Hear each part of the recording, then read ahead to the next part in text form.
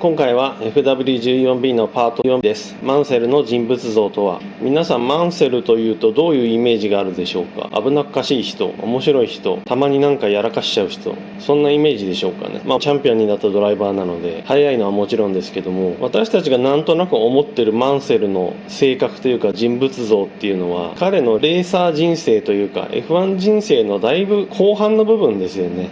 じゃあ若い時からそういう性格だったのか、どうやってトップドライバーになったのかっていうのをちょっと探ってみたいと思います。マンセルはどのようにしてトップドライバーになったのか、若き日のマンセルをよく知るホンダの面々が人物像を語る。マンセルは実はホンダと縁の深い人です。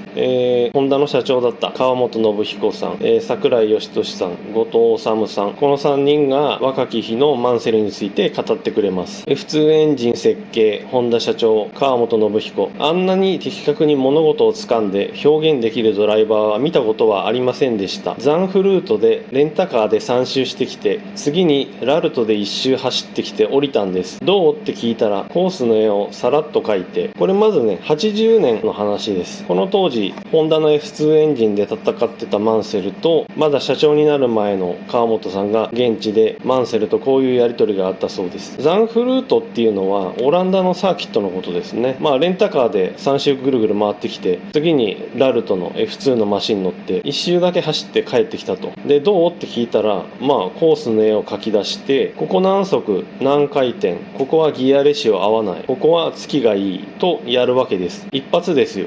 でまた次走って、今度はここがこうなったと。さすがにロータスが目をつけるだけのことはあるなぁと思います。大変なドライバーです。マンセルは記憶力、観察力、フィードバック能力素晴らしかったんですね。まだ F2 時代の若い時ですけど、このすぐ後に F1 のロータスに乗りますから、川本さんがさすがロータスが目をつけるだけのドライバーだって言ってますね。基本的にマンセルっていうのは理解が早くて記憶力もいいっていうのがねよくわかりますね。次は F1 プロジェクトリーダーの櫻井義俊さんです。ウィリアムズ入りした頃の彼は素朴でかつ魅力的な青年であった。ホンダエンジンのテストも率先して買って出るし従順であった。ところがトップドライバーへの道を歩むに従って態度が変化する。一言で言えば突っ張るのである。後ろにひっくり返りそうになるくらい胸を張るのだ。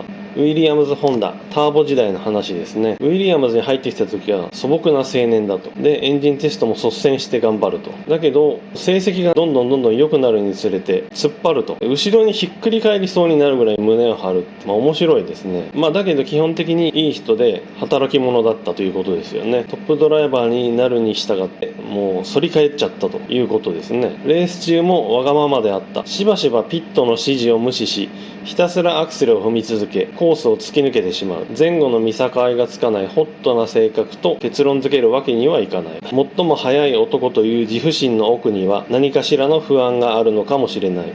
乱暴なとこがあったマンセルですけども、櫻井さんは見境がつかない性格って簡単に片付けるわけにはいかないって言ってますね。その危なっかしい速さの裏には不安というか何かコンプレックスというかね、そういうのがあるのかもしれないって言ってますね。さすが櫻井さん、ただ単にねマンセルを茶化すだけじゃなくてきちんと内面を探ろうとしてますよね。で櫻井さんの次の F1 のプロジェクトリーダー後藤治さんです。若い頃のマンセルは決して速いドライバーではなかった。強引なドライビングで車をよく壊した。84年ウィリアムズでの初テストで彼はミスをしてスピンさせたが、ピットに戻ってもそれを黙っていた。見かねてパトリック・ヘッドが車を壊すことは気にしなくていい、スピンしたのなら言ってくれ、見えないダメージを受けていることもある、事故につながることもあるからね。後藤さんが見たマンセルは最初はそんなに速いドライバーじゃなかったんですね。でしかも車を壊すと。ウィリアムズの初テストで早速スピンしてたと。でピットに戻ってきてもそれを言わないと。もちろんこの時は優勝したこともないマンセルですから、とにかく自分のことをみんなに認めさせたいと思ってるでしょうから、スピンしたって言えなかったんでしょうね。だけど車の見えない部分にダメージがあるかもしれないからちゃんと言ってくれとパトリック・ヘッドが言ったんですね。当時ホンダがエンジンを供求していた。僕はいつもすぐそばでマンセルを見ていたが、何事につけても自信のなさが目立った。わがままな言動が目立つ。後の彼とは全く違っていた。とっても意外ですね。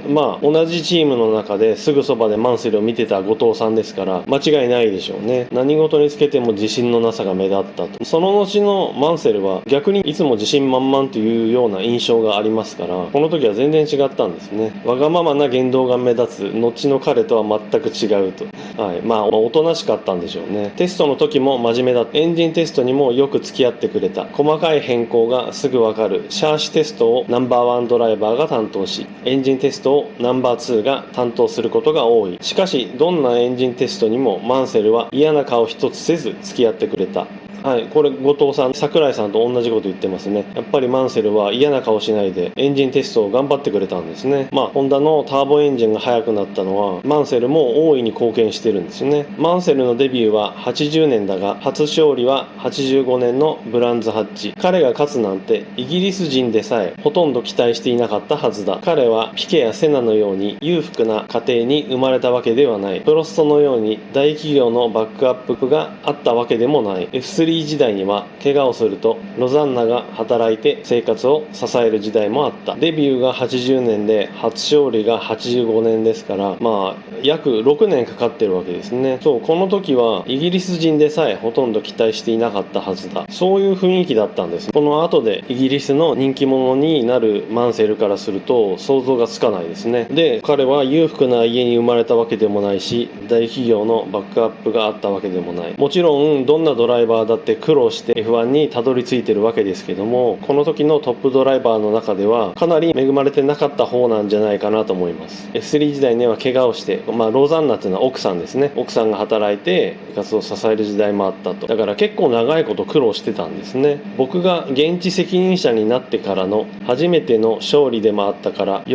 び合う2人の姿を見ながら僕も涙をこらえられなかった。次の年からマンセルはそれまでとは見違えるように速くなった。この時はマンセルとずっと一緒にやってた後藤さんですから、その苦労してきたマンセルとロザンナが初優勝を喜ぶ姿を見て、後藤さんも思わず涙ぐんだんですね。で、次の年から見違えるように速くなったと。最初後藤さんはマンセルはあんまり速くなかったって言ってましたよね。初優勝を経て、さらに次の年急に速くなったんですね。なぜマンセルが急に速くなったのか。自信をつけたと言ってしまえば簡単だが、それだけであれほど変わるものだろうか。これは今でも謎のままだ。急に速くなった理由をマンセルに聞いてみたいと思っているのだが、果たせないでいる。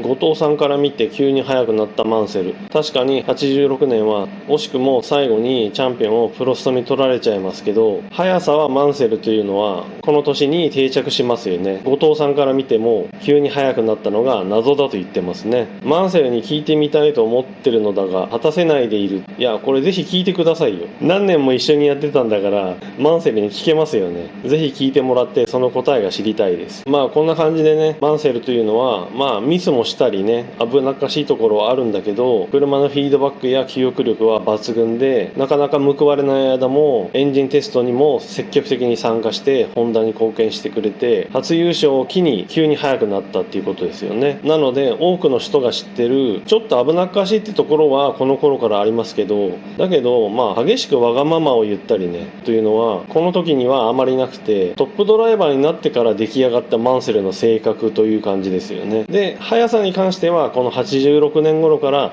めきめき速くなったということだと思います。92年のマンセルについて触れる前に、若き日のマンセルを理解しておくとさらに理解が深まると思って紹介しました。